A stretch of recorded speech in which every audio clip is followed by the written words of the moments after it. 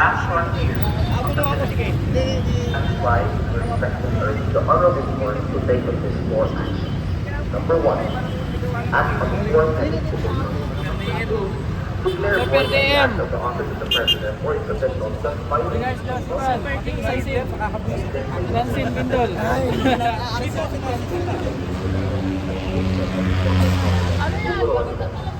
At number three, uphold the Constitution and the independence of the judiciary and make clear that no public official is above the law. And number four, direct the office of the President to take all lawful steps to bring former President Duterte safely back to the Philippines. Pinangungunahan ni Par. Under the protection of Philippine law. In short, paano ba natin? Una, mag-download muna kayo ng kit, mamamagitan ng QR code or ang link sa comment section. Eto ko naman ang kit, ang letter natin sa Supreme Court at ang signature sheet na kailangan nyo i-download at i-print.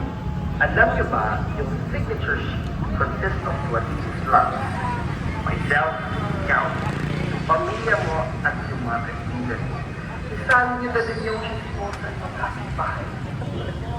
Papirmahin nyo na yan. Pagkalimutan i-document ang pirmahan. Pwede live stream or mag-upload ng video on any social media platform para may ebidensya.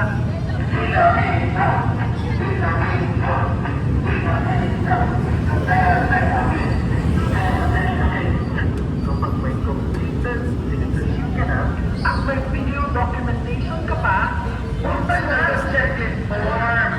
Ito yung checklist form. Scan yung QR or i-click yung link sa comment section. Ito yun. This is what it looks like. Sagutan nyo lang. At huwag kayong mag-skip. Tapos ka na sa checklist form at gumawa ka ng browser. Ilagay yung completed signature sheet at ipadala mo sa Unit 2 form pag-test continue maadap 8,000.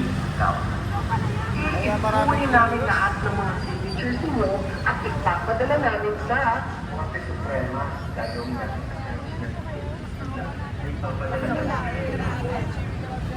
Mga kababayan, magtulong-tulong tayo.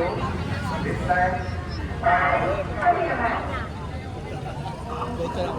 Ayan si DM.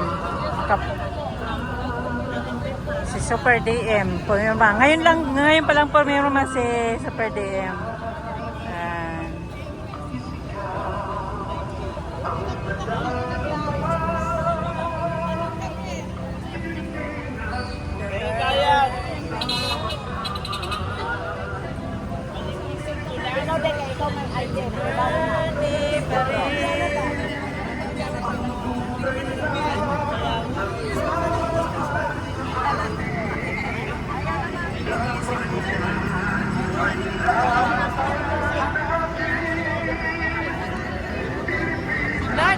Kuhanan mo ako, picture mo ako.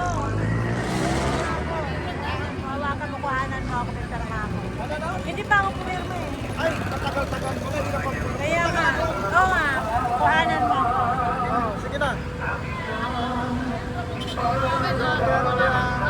Mayor. Sino ba mayor ngayon sa Marikina? Congresswoman namin. Ayan si Panayita. Ayan kinalalanin. Sandalanin. Ayan. At si Lilinaw. Ayan naman po sabi ni Ronaldo. Pero po ay Duterte kami lang.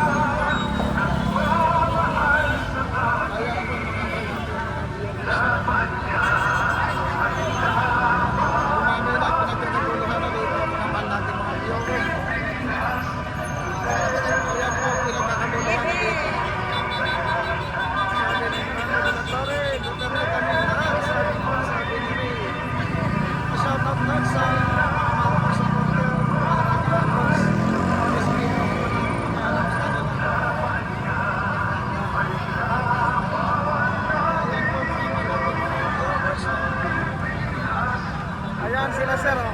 Iperma kayo sir. Iperma kayo. Ayan oh.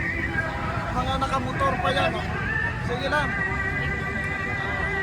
Ayan, Duterte pa rin oh. Ayan. Ayan. Ayan, dumarami. Pasok. Oh. Mamaya na ako kasi marami pang pipirma. Ayan. Ito rin pantunay na marami pa rin nagmamahal kay Tatay Digong. Ayan.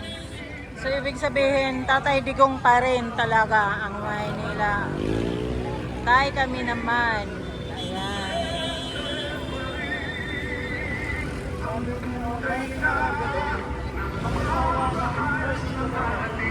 Ay, salamat sir.